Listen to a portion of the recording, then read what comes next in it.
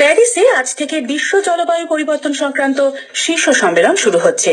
দূষিত গ্যাস নির্গমনের মাত্রা হ্রাসের উদ্দেশ্যে এক তাৎপর্যপূর্ণ বিশ্বজনীন সমঝোতায় পৌঁছানোই হল 12 দিন ব্যাপী এই সম্মেলনের লক্ষ্য। প্রধানমন্ত্রী নরেন্দ্র মোদী এই সম্মেলনে যোগ দিতে গত রাতে প্যারিসে পৌঁছেছেন। প্রধানমন্ত্রী আজ প্রকৃতি এবং পরিবেশের সঙ্গে সম্প্রীতি এবং জলবায়ু পরিবর্তনের মোকাবিলায় ভারতের প্রতিশ্রুতি সংক্রান্ত ভারতীয় প্যাভিলিয়নের উদ্বোধন করবেন। আন্তর্জাতিক সৌর জোট গঠন উপলক্ষে রাষ্ট্রসংঘের মহাসচিব বান কি মুন সহ বিভিন্ন রাষ্ট্রের রাষ্ট্রপ্রধান আজ উপস্থিত থাকবেন বলে আশা করা হচ্ছে।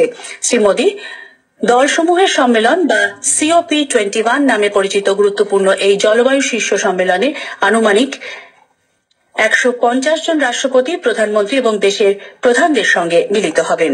এই সফরে প্রধানমন্ত্রী মার্কিন রাষ্ট্রপতি বারাক ওবামা আয়োজিত মিশন ইনোভেশন অনুষ্ঠানেও অংশ নেবেন।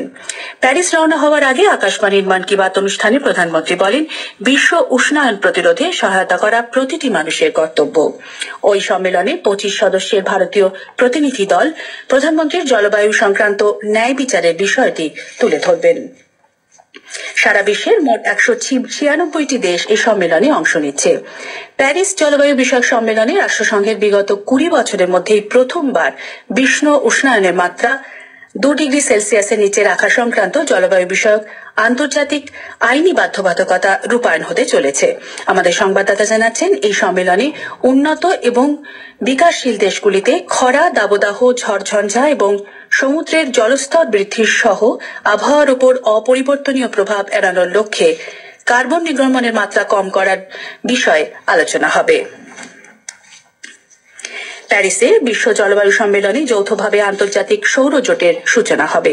প্রধানমন্ত্রী নরেন্দ্র মোদী কার্বন গ্যাস নির্গমনের পরিমাণ কমাতে একটি বড় পদক্ষেপ হিসেবে সৌরশক্তির ব্যবহার বৃদ্ধির লক্ষ্যে এই পরিকল্পনাটি সামনে আনবেন।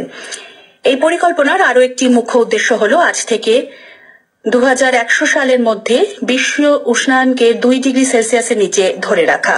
শ্রী মোদী ও ফ্রান্সের রাষ্ট্রপতি ফ্রাঁসোয়া ওলাদে বান কি মুনের উপস্থিতিতে আজ বিকেল 5টায় লে বুর্গেতে ওই জোটের সূচনা করবেন। ফ্রান্সের রাজধানীতে আন্তর্জাতিক নেতৃবৃন্দের উদ্দেশ্যে বিশ্ব উষ্ণায়ন নিয়ে বিক্ষোভকারীদের ছত্রভঙ্গ করতে পুলিশ কাঁদানে গ্যাস এবং পেপার স্প্রে ব্যবহার করছে। জলবায়ু পরিবর্তন সংক্রান্ত রাষ্ট্রসংঘের শিখর সম্মেলনের আগে গতকালের বিক্ষোভ সমাবেশে বেশ কয়েক হাজার মানুষ শহর জুড়ে একটি মানব শৃঙ্খল তৈরি করেন। খবর শুনছেন আকাশবাণী থেকে। তামিলনাড়ুতে প্রায় 1 সপ্তাহ বিরতির পর গত রাত থেকে নতুন করে বৃষ্টি শুরু হয়েছে। আবহাওয়া দপ্তর আগামী বুধবার পর্যন্ত ভারী বর্ষণের পূর্বাভাস দিয়েছে। চেন্নাই, থিরুভাল্লুর, কুডালোর, তাঞ্জোর, ভিল্লুপুরম, ভেলোর এবং থিরুভান্নামালাইয়ে জেলা প্রশাসন শিক্ষা প্রতিষ্ঠানগুলিতে ছুটি ঘোষণা করেছে। 1918 সালের পর চেন্নাই সিক্ততম নভেম্বরের অভিজ্ঞতা লাভ করেছে। আজ সারাদিন বৃষ্টি হলে 6.4 সেন্টিমিটার বৃষ্টি সহ সেই রেকর্ডও ভেঙে যাওয়ার সম্ভাবনা দেখা দিয়েছে। গতরাত থেকে পুডুচেরিতেও বিক্ষিপ্তভাবে বৃষ্টিপাত হয়ে চলেছে, তবে সকাল থেকে আকাশ পরিচ্ছন্ন। প্রশাসন ভারী বৃষ্টিপাতের আশঙ্কায় সমস্ত রকম প্রস্তুতি নিয়েছে। আবহাওয়া দপ্তর থেকে বৃষ্টিপাতের পূর্বাভাস দেওয়ায় সরকার পুডুচেরি এবং কারাইকাল অঞ্চলের সমস্ত শিক্ষা প্রতিষ্ঠানগুলিতে ছুটি ঘোষণা করেছে। এদিকে পুডুচেরিতে গত সন্ধ্যায় প্রবল বর্ষণের দরুন উচ্চস্তরীয় কেন্দ্রীয় দল ক্ষয়ক্ষতির পরিমাণ খতিয়ে দেখার কাজ বন্ধ রেখেছে। দলটিকে 1 সপ্তাহের মধ্যে কেন্দ্র সরকারের কাছে তাদের রিপোর্ট পেশ করতে হবে। মুখ্যমন্ত্রী এন নাগাস্বামী বলেন, শীঘ্রই তিনি প্রধানমন্ত্রী, স্বরাষ্ট্রমন্ত্রী এবং অর্থমন্ত্রীর সঙ্গে সাক্ষাৎ করবেন এবং বর্ষা কবলিত কেন্দ্রশাসিত অঞ্চলে ক্ষয়ক্ষতির বিষয়ে অবগত করবেন। তামিলনাড়ুর রামেশ্বরম থেকে 4 জন তামিল মৎস্যজীবী নিখোঁজ হয়ে গিয়েছেন। গতকাল তাদের নৌকোটি কাঁচাথিবু দ্বীপের কাছে একটি পাথরে ধাক্কা খাওয়ার পর ওই দুর্ঘটনা ঘটে।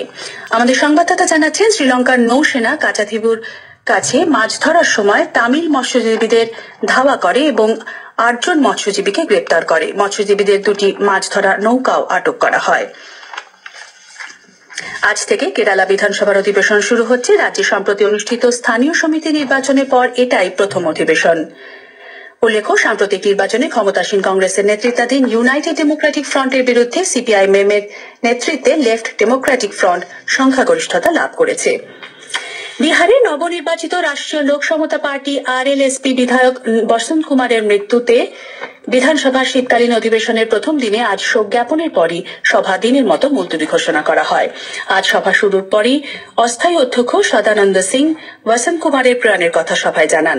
সভায় তার স্মরণে 1 মিনিট নীরবতা পালন করা হয়। অস্থায়ী অধ্যক্ষ আগামীকাল নবনির্বাচিত বিধায়কদের মন্ত্রগুপ্তির শপথ বাক্য পাঠ করাবেন। গ্রেট ব্রিটেন দীর্ঘ ৭৯ বছর পর ডেভিস কাপ জয় করেছে। ডেভিস কাপ টেনিসে অ্যান্ডি মারে বেলজিয়ামের ডেভিড গফিনকে হারিয়ে ওই খেতাব জয় করেন। তিনি গফিনকে ৬-৩, ৭-৫, ৬-৩ পরাজিত করেন। শেষ করার আগে খবরের বিশেষ অংশ আরেকবার। কোচির এনআইএ আদালত নিষিদ্ধ ঘোষিত students Islamic movement of India সিমির ৫ সদস্যের বিরুদ্ধে আজ শাস্তি ঘোষণা করেছে। কংগ্রেস শুধুমাত্র রাজনৈতিক সুবিধা পাওয়ার জন্যই অসহিষ্ণুতার বিষয়টি তুলে ধরছে বলে সংসদ বিষয়ক মন্ত্রী ভেঙ্কাইয়া নাইডু আজ অভিযোগ করেছেন। প্রধানমন্ত্রী নরেন্দ্র মোদী প্যারিসে আয়োজিত বিশ্ব জলবায়ু পরিবর্তন সংক্রান্ত শিখর সম্মেলনে ভাষণ দেবেন। সম্মেলনে যৌথভাবে একটি আন্তর্জাতিক সৌর জোটের সূচনা হবে। তামিলনাড়ুর উপকূলবর্তী অঞ্চলে ভারী বৃষ্টিপাত চলছে। খবর এখনকার মতো শেষ হলো।